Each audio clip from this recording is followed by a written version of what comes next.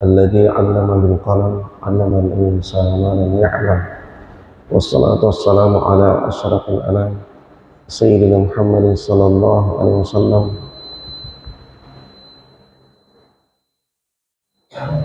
وعلى آله وصحابته وأتباعه أولي الكرام وأمته جميعا الذين تمسكون بشريعة الإسلام إلى آخر الزمان. سبحانك لا علم لنا إلا ما علمتنا إنك أنت العليم الحكيم. اللهم علمنا علما ما ينفعنا وأنفعنا بما علمتنا وزدنا علما نافعا وعملا صالحا ورزقا طيبا. اللهم إنا نعوذ بك من علم لا ينفع ومن قلب لا يخشع ومن نفس لا تشبع ومن دعاء لا يسمع ومن هؤلاء الأربع. وصل الله على سيدنا مولانا محمد وعلى آله وصحبه وبارك وسلم تسليما كثيرا والحمد لله رب العالمين.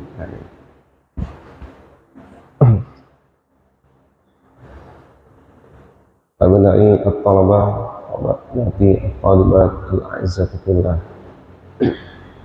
Subuh hari ini kita akan melanjutkan pengajian kita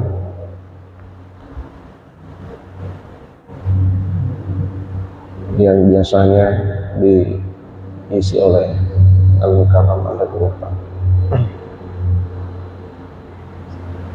Seperti yang kita ketahui bahwa sekarang ini kita berada di penghujung tahun Hijriah. Ya. Hari ini sudah tanggal 23 Zulhijjah. Sekitar 7 atau 6 hari lagi ke depan kita akan melepas bulan Zulhijjah, sekaligus melepas tahun 1444 Hijriah dan juga sekaligus menyambut tahun baru 1445 Hijriah. Ada beberapa hal yang patut untuk kita renungi. Ini renungan akhir tahun menjelang awal tahun. Ya. Renungan akhir tahun menjelang awal tahun. Bahwasanya di bulan Zulhijjah ini selaku bulan terakhir yang diletakkan oleh Allah dalam urutan bulan-bulan Qamariyah.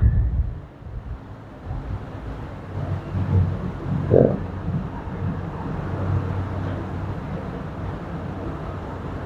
Untuk menempuh perjalanan 1 tahun Hijriah, ya, maka bulan Zulhijjah ini diletakkan pada urutan yang terakhir. Lalu Yang Maha Kuasa juga meletakkan ada tiga minimal kemuliaan yang paling masyhur dijumpai pada bulan Zulhijjah ini. Pertama, bulan Zulhijjah itu bulan haji dengan segala kemuliaan ibadah haji. Yang kedua, bulan Zulhijjah itu bulan di mana sholat Idul Adha ditunaikan. Ini tidak dijumpai pada bulan-bulan yang lain. Dan yang ketiga, bulan Zulhijjah ini bulan di mana ibadah kurban itu juga ditunaikan. Kurban ini pun tidak dijumpai pada bulan-bulan yang lain. Menyembelih binatang boleh sepanjang waktu, sepanjang tahun, tapi kalau tidak bertepatan dengan bulan Zulhijjah dalam kurun 4 hari itu, tanggal 10, 11, 12, 13, maka bukan kurban namanya, itu hanya sembelihan biasa. Jadi 3 keutamaan minimal yang masyhur dikenal Allah meletakkannya di bulan Zulhijjah selaku bulan yang mengakhiri perjalanan tahun Hijriah. Lalu nanti kita akan menyambut bulan Muharram. Ya. Di dalam bulan Muharram ini diletakkan oleh Allah sebagai awal dari perjalanan tahun Hijriah. Di antara 12 deretan bulan-bulan qamariyah, maka Muharram ini diletakkan pada urutan yang pertama. Nah, di dalamnya pun ada 3 kemuliaan yang masyhur dijumpai minimal di antara kemuliaan-kemuliaan yang lain. Ya.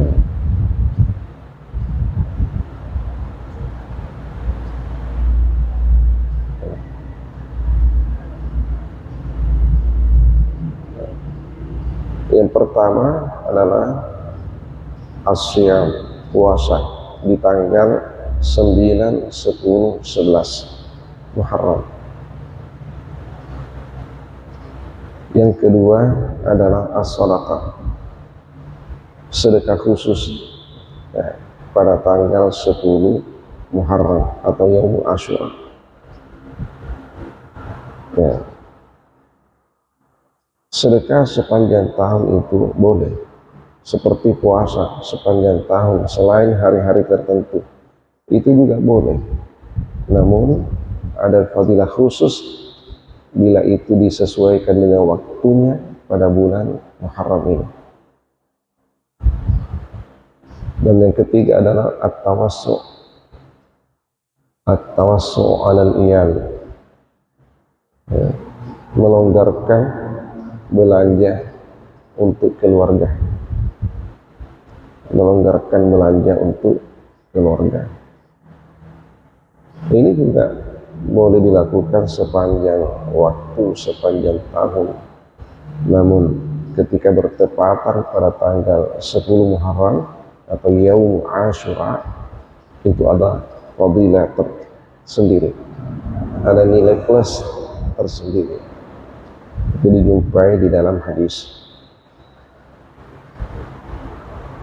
Jadi kalau dikatakan 3 kemuliaan masyhur di dalam bulan Muharram dan juga 3 kemuliaan masyhur di dalam bulan Zulhijjah, maka perjalanan bulan-bulan qamariyah ini untuk menempuh waktu 1 tahun Hijriah itu diawali oleh kemuliaan dan juga berakhir dengan kemuliaan. Diawali oleh kemuliaan, diakhiri dengan kemuliaan. Ini cerminan untuk kita manusia yang melakukan perjalanan sejak lahir hingga tutup usia.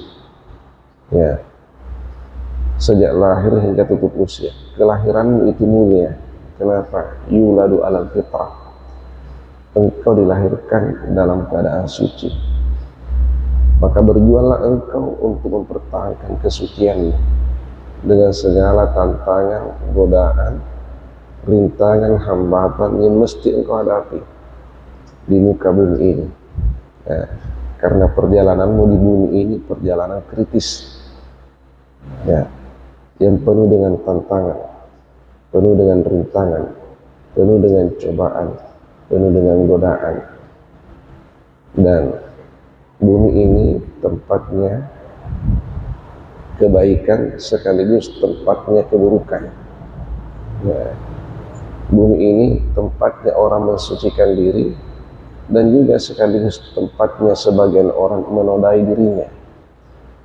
Maka tantangan itulah yang selalu dan setiap saat diperhadapkan kepadamu. Apakah engkau orang yang datang untuk mensucikan dirimu, ataukah engkau adalah orang yang datang untuk menodai dirimu? Sepanjang hayatmu dua tantangan ini senantiasa diperhadapkan kepadamu, dan pasti engkau melakukan kedua-duanya. Sesekali engkau belok kanan, ya, mensucikan dirimu, sesekali engkau belok kiri, menodai dirimu, ya.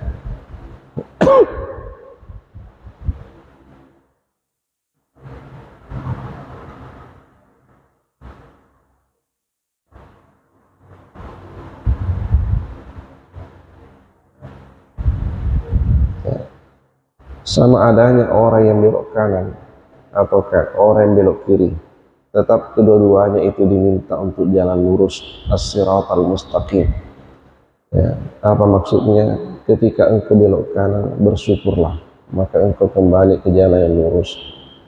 Ketika engkau belok kiri, maka bertaubatlah, maka sungguh juga engkau akan kembali ke jalan yang lurus. Ya, sehingga di saat engkau mendapatkan nikmat, engkau bersyukur, maka engkau akan dekat kepada Tuhanmu.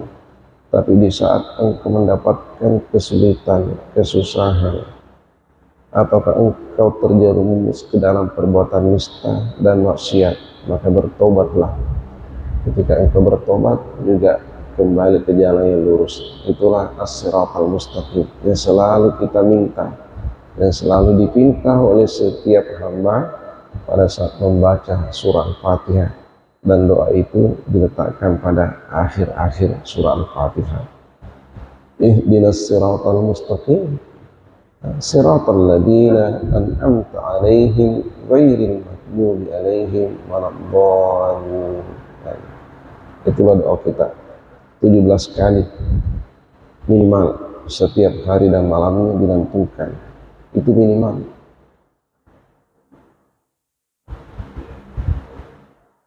Ya. Lalu ada hal yang menarik untuk kita analisa antara titik waktu pergantian tahun Miladiyah dan Hijriyah. Itu berbeda dan sangat berbeda.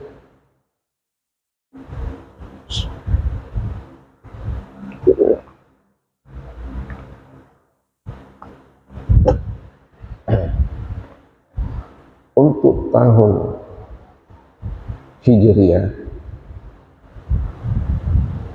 ya, dan semua kalender Hijriyah, mulai dari pergantian tanggal, pergantian bulan, pergantian tahun, pergantian abad, pergantian milenium, dan seterusnya.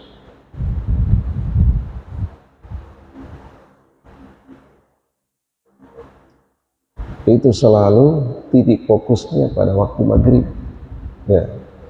Jadi titik fokus pergantian waktu yang dianut oleh Islam itu terjadi pada waktu maghrib. Beda dengan Miladiyah. Nah, titik fokus pergantian waktunya itu jam 24.00 malam. Apa perbedaannya?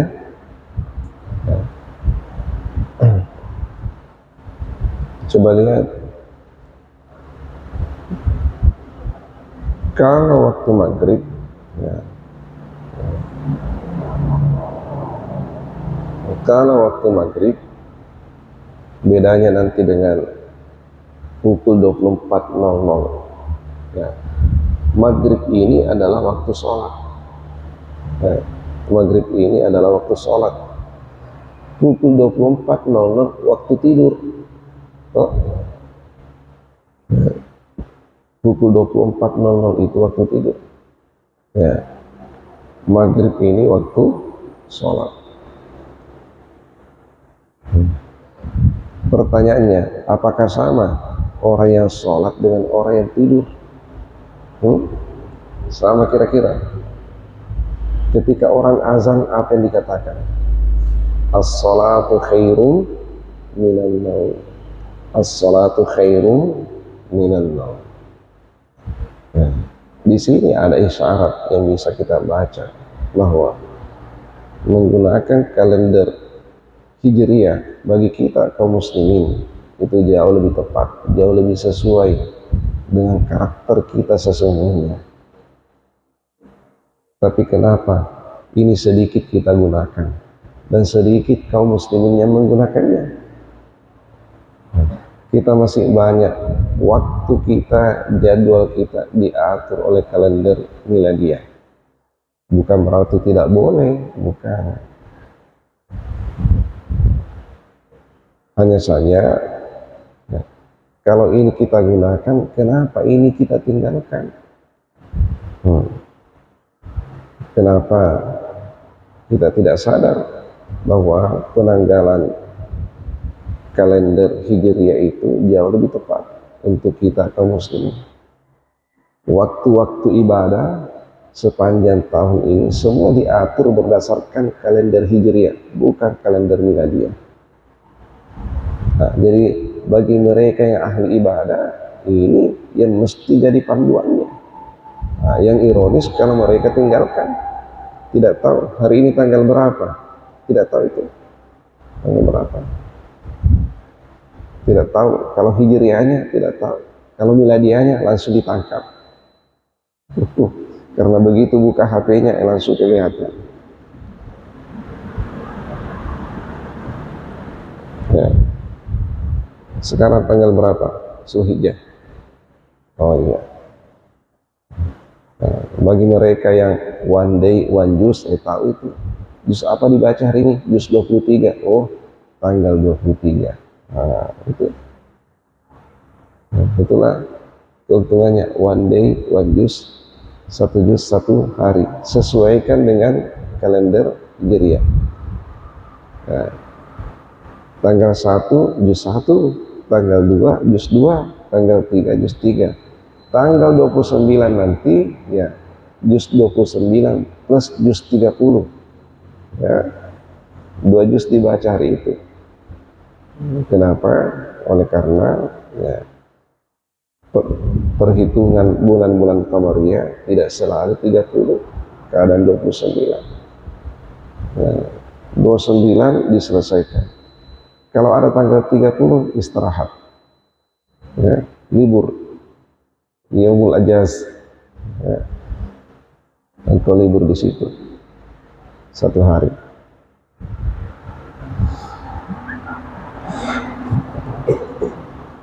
Entah engkau gunakan untuk melanjutkan hafalanmu ataukah memurajaah hafalanmu. Yang jelas jangan berhenti membaca Al-Quran. Al-Quran setiap hari adalah harga mati. Al-Quran setiap hari adalah harga mati. Artinya lebih baik mati daripada tidak membaca Al-Quran. Ya. Nah, kalau itu bisa engkau camkan baik-baik di dalam hati, teguhkan bahwa setiap hari mesti kita harus berinteraksi dengan Al-Quran. Kita tidak boleh terpisah dari Al-Quran, apapun yang terjadi. Ya, itulah dekat seorang mukmin ingin menunjukkan kesetia kawanannya terhadap Al-Quran. Jadi kita kembali, tadi maghrib adalah waktu sholat.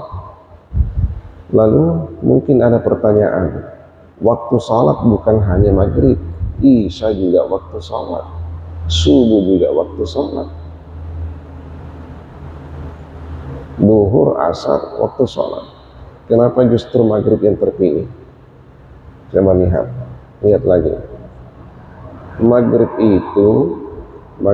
itu waktu di mana pada umumnya manusia terbangun dari tidurnya.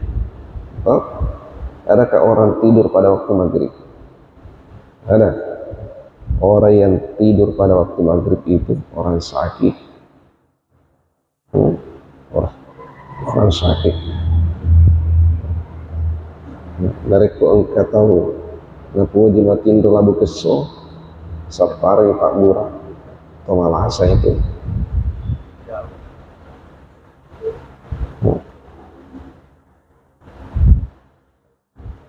Nah, jadi waktu maghrib itu umumnya manusia terbangun dari tidurnya, ya, supaya engkau bisa menyadari bahwa waktu bergeser, tahun berganti, umur boleh bertambah, tapi usia yang berkurang. Setiap pertambahan umur maka diiringi oleh berkurangnya usia. Kalau engkau ditanya, umurmu tahun ini berapa? Kalau tahun lalu 19, maka pasti tahun ini 20. Kalau tahun lalu itu 59, maka pasti tahun ini 60. Bertambah toh? Kalau tahun lalu itu 69, maka pasti tahun ini 70. Tidak pernah terjadi. Usiamu berapa tahun? Tahun lalu 59. Hari ini turun menjadi 57. Pernah terjadi begitu? Tidak tahu. Tidak mungkin. Tidak mungkin. Ya. Tahun lalu usiamu 69 tahun. Sekalinya tahun ini turun menjadi 68 tahun. Kalau tensi darahmu boleh saja turun naik. Kolesterolmu boleh turun naik. Kadar gulamu boleh turun naik. Tapi umurmu tidak boleh. Bertambah terus. Pertambahan umur diikuti oleh berkurangnya usia. Kalau engkau hanya dianggarkan 70 tahun tinggal di muka bumi ini, maka ketika usiamu sudah 69 tahun, selain ketika umurmu sudah 69 tahun, maka usiamu itu tinggal 1 tahun. Ya Allah. Nah, begitu usiamu nanti, begitu umurmu lagi nanti meningkat menjadi 70 tahun, maka engkau sudah harus bersiap-siap untuk menanti datangnya jemputan dari Yang Maha Kuasa. Oleh karena sedikit lagi engkau akan sampai pada garis finish. Ya, hanya saja sebelum engkau sampai pada garis finish, boleh berdoa. Allahumma tawil umri wa ahsin amali. Ya Allah, panjangkan usiaku, perbaiki amal-amal ibadahku. Boleh. Sehingga ada orang yang sebelum sampai pada garis finish, garis finishnya dipindahkan. Sebelum sampai jatuh tempo kontraknya, diperpanjang kontraknya. Subhanallah. Kenapa? Berkat doanya. Inilah dahsyatnya doa ini. Makanya Rasul mengatakan doa silahul mu'min. Doa itu adalah senjatanya orang beriman. Takdir Allah bisa berubah dengan doanya orang beriman. Inilah dahsyatnya doa. Jadi itu tadi, maghrib adalah waktu di mana manusia pada umumnya terbangun dari tidurnya. Berarti mereka sadar, karena memang kita diminta untuk menyadari setiap terjadinya pergeseran waktu, setiap terjadinya pergantian tahun. Inilah renungan muhasabah, muhasabah di penghujung tahun jelang pergantian tahun.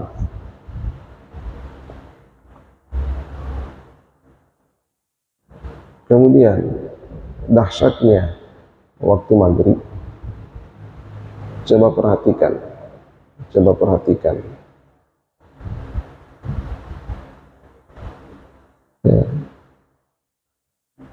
Salat apa yang paling banyak peminatnya untuk berjamaah?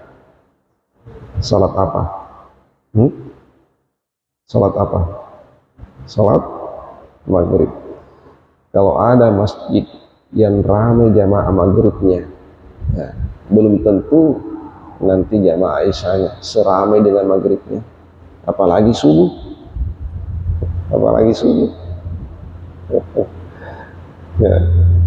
Kecuali kalau ada pembagian sembako. Kalau normal saja, jangan bayangkan ramainya sholat jamaah maghrib seramai dengan sholat isya, apalagi sholat subuh. Kalau ada masjid ya, maghribnya saja kosong, oh jangan mimpi isyanya nanti banyak, apalagi subuhnya. Nah, jadi maghrib itu tolok ukur untuk mengukur kadar ya, jamaah suatu masjid. Nah, itu tolok ukur itu untuk maghrib. Kemudian maghrib ini perbatasan antara waktu siang dan waktu malam. Begitu maghrib maka siang berakhir, malam masuk. Ya, jadi memang di situ perbatasan. Ya. Sehingga perhitungannya bulan qamariyah itu tidak kacau. Tidak kacau. Dimulai malam, diakhiri siang. Jadi malam dulu baru siang. Ya, malam dulu baru siang. Dimulai pada awal malam, diakhiri pada akhir siang.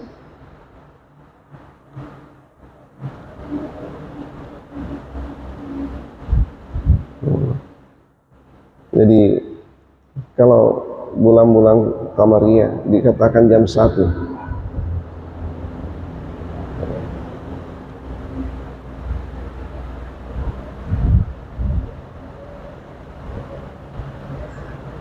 jam 1 tanggal 1 ya, tidak perlu pakai film ya, tidak perlu ya, beda kalender miladia. Nah, kemudian karena maghrib ini waktu sholat ya, maka ahli-ahli masjid sebelum datangnya waktu maghrib semua sudah berada di dalam masjid, semua pada parkir di masjid ya, sudah berada di dalam masjid. Apa yang dilakukan ketika masuk masjid ya, pertama pasti ada wudunya, yang kedua tahiyatul masjid ya, waktu masih ada tinggal berzikir-zikir, entah membaca Al-Quran atau bertasbih menanti masuknya waktu maghrib ya. Nah, begitu waktu maghrib masuk nah, maka dia mendengarkan azan. Nah, waktu maghrib itu disitulah pergantian waktu. Kalau tahun berganti, pergantian tahun, berarti yang bersangkutan tadi ini mengakhiri catatan surat amalnya pada tahun itu dengan sejumlah kebaikan.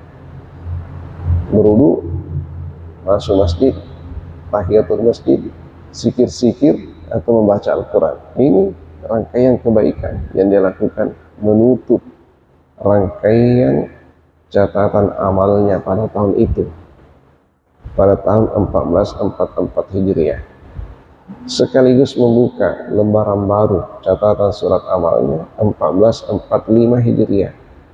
Dengan apa? Mendengarkan azan ya? Menjawab azan,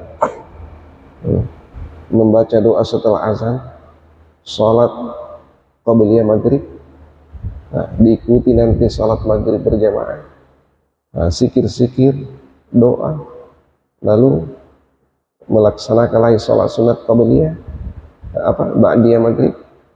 Kalau ada pengajian ikut lagi pengajian, ada taklim, ada tabligh, ikut sampai isya. Nah, sholat isya, nah, azan qabliyah, isya berjamaah, zikir, doa, nah, kemudian ba'diyah isya lagi. Coba banyaknya rangkaian kebaikan yang dia lakukan mengawali catatan surat amalnya pada tahun itu. Subhanallah. Ini ya. Nah, sekalipun kita yakin bahwa penutup dan pembuka ya, catatan surat awal manusia itu terjadi pada akhir Sya'ban awal Ramadan ya. Akhir Sya'ban ditutup, awal Ramadan dibuka. Nah, ini menurut informasi hadis. Untuk pembukuannya malaikat itu tutup buku pada akhir Sya'ban ya. pembukaan buku baru pada awal Ramadan ya.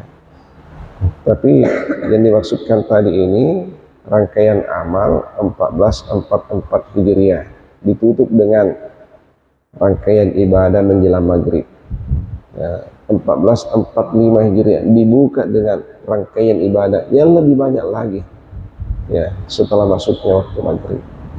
Inilah di antara rahasia kenapa Allah meletakkan titik fokus pergantian waktu itu pada waktu maghrib. Insya Allah nanti berikutnya kita akan lihat apalagi dan apalagi hikmah-hikmah yang tersirat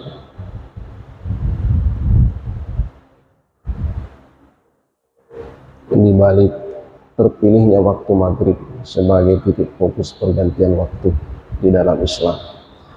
Wallahu a'lam bishawab. Bismillahirrahmanirrahim. Alhamdulillahirabbil alamin. Wa sallallahu ala sayyidina Muhammad wa ala alihi washabihi ajma'in.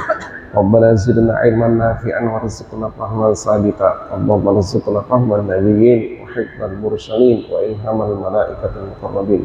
Allahumma ij'alna minal ladzina yastami'una al-qawla fayattabi'una ahsanah.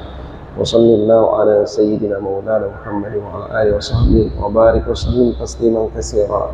Subhana rabbika rabbil izzati amma yasifun. Salamun alal mursalin walhamdulillahi rabbil alamin. Wa ma taufiqi illa billah, alaihi tawakkaltu wa ilaihi unib. Wa billahi taufiq wad da'watu wal irsyad. Assalamualaikum warahmatullahi wabarakatuh.